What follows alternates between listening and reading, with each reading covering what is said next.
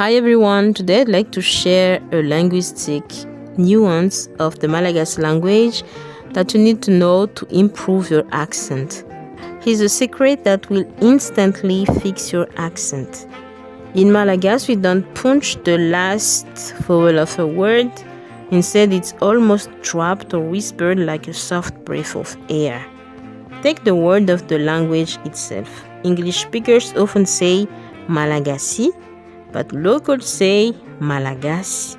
Hear that? The final Y is just a whisper. Malagasy.